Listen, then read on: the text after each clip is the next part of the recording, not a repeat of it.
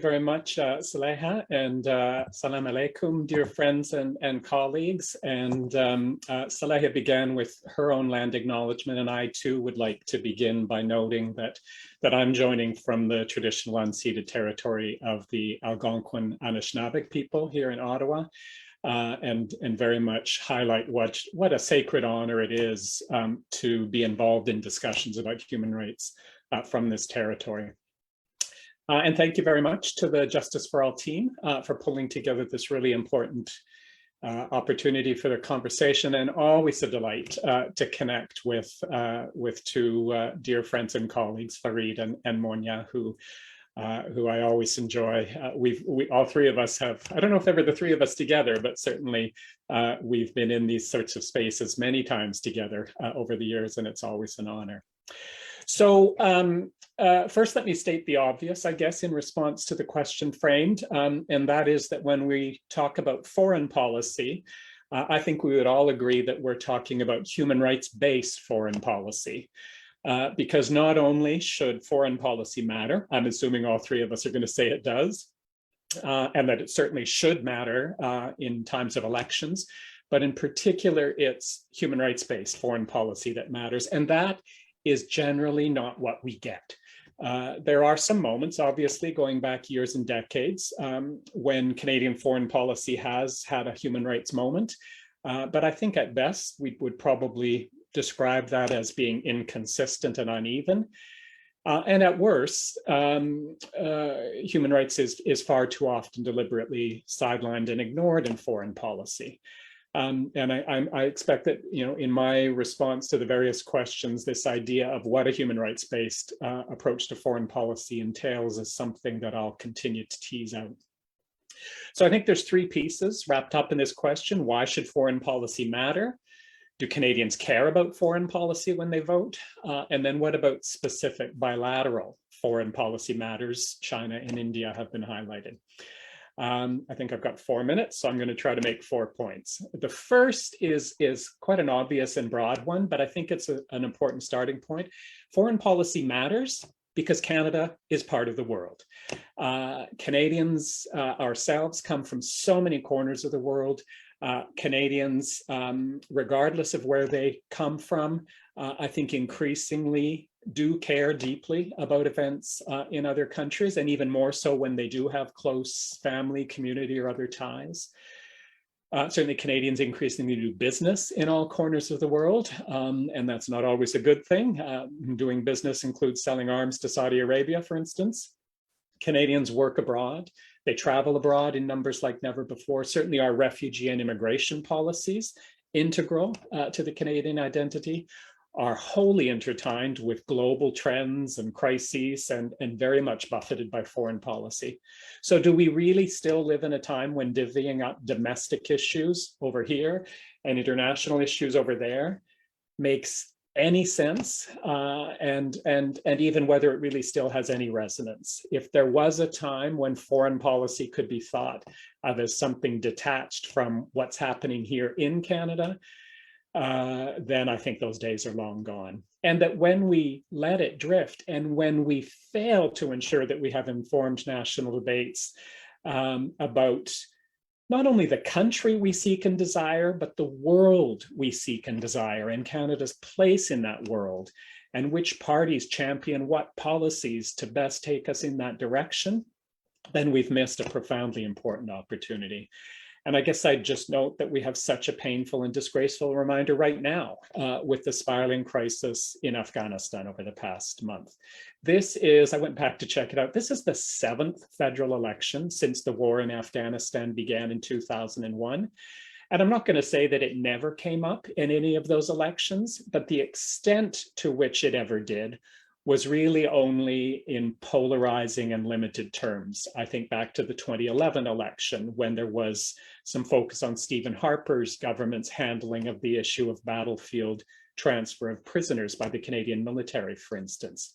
But just imagine that, 7 elections, the most consequential Canadian military operation since the Korean War, a war and political events that were shaping global agendas, major amounts of Canadian development assistance, a growing Afghan diaspora community. And did any of those elections truly display vision and policy the parties felt should guide our overall engagement in Afghanistan? They didn't.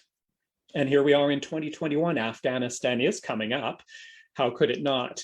But again, not with a sense of vision and policy. It's really only as some parties try to score political points, criticizing the Trudeau government for how evacuations have been handled. So foreign policy matters because we are part of this intertwined, interconnected world. Secondly, though, it matters because when we ignore it, the perils are extreme. And it's a bit of the same theme here, that we can't disentangle what is foreign from what is domestic. But we also can't ignore the fact that those foreign policy considerations have direct implication for us here domestically. Right alongside the climate crisis, for instance, could there be a more glaring example of an issue that has brought down borders and made it clear how connected and intertwined our world is than COVID? Yet here we are. Are we hearing debate about COVID from a foreign policy or international perspective at all in this election? Do we have some really solid indications that governments clearly understand that if, as we have been, if we fail to tackle COVID globally through diplomacy, treaties, international development assistance, international trade policy, then really we're failing to tackle COVID anywhere, really. And also, as Taha has reminded us, we just marked the 20th anniversary of 9/11 yesterday. Right away, a host of issues, many of which have been very pressing concerns for individuals and communities across Canada, come rushing to mind. Terrorism, counterterrorism, Islamophobia, restricting freedoms in the name of security, fighting wars in the name of security, mass surveillance, privacy, digital freedom. Are they domestic? Yes. Are they international? Yes. But we're hearing very little about any of that, including, regrettably, Islamophobia, just little more than 3 months since the horrific attack and killings of the Afsal family in London, Ontario. An issue that so clearly transcends domestic and foreign policy considerations, but absent. Third, do voters care? Do they pay attention? I think the prevailing wisdom here is that they do not. You hear that all the time. Elections aren't fought on the basis of foreign policy because elections aren't won on the basis of foreign policy. And I think even within the advocacy community, regrettably, we've come to kind of assume that's the case. But is it as true as we think, or kind of what's behind that? Well, I think certainly, obviously not in our circles. Obviously in our circles, these issues care, the people close to us do care deeply. What is the party's stance on Israel-Palestine, on arms sales to Saudi Arabia, on getting Canadians out of jail in China, and on and on. But I think what I would highlight here is I think we also need to think about it from a slightly different angle. If it is true that so-called foreign policy issues don't register as key concerns, doesn't much of that come down to what the parties are putting in front of the voters? In other words, it's the old chicken and egg here, which comes first. I did a quick review of the 5-party platforms, and it is dismal to see how buried foreign policy is in all of those platforms. With the Liberal platform, which has 8 headings, none of which are about foreign policy. You only find foreign policy as subheading number 3 in the 7th theme. The Conservative platform, famous for its detail, it isn't until you get to the 12th chapter of 23 chapters, so just over halfway through, that you get to something called a detailed plan to promote Canada's interests and values. And the same absolutely goes for the other 3, the NDP, the Greens, and the Bloc. So I think you get my point here. You get what you ask for. When leaders, when parties aren't boldly putting this out in front of voters, convincing voters that this matters and is something they should engage with, then it isn't surprising that it isn't featuring as prominently as it should. Lastly, very quickly, the point about bilateral relations, China and India being highlighted in particular.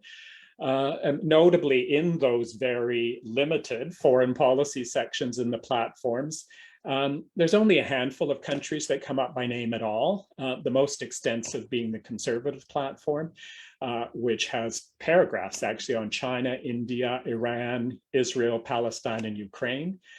And that can be helpful. I'm not denying at all that we certainly do want to hear what the parties have to say about particular country situations. But what I always worry about here is that the countries that get attention are the ones that are already getting attention. They're the ones that are in the headlines. They're probably only being included in the platforms because the parties think there's some diaspora political points to be gained here. I'm struck, for instance, by the fact that, as far as I can tell, none of the parties' platforms refer at all to Haiti, arguably the most compelling foreign policy concern in our hemisphere, and certainly directly relevant to many Haitian Canadians. So yes, country by country details are useful, but what I really want to see is backing up from that, the overarching framework, the convincing, solid, comprehensive commitments that lay out how human rights will be at the heart of that party's approach to foreign policy. I'll end there.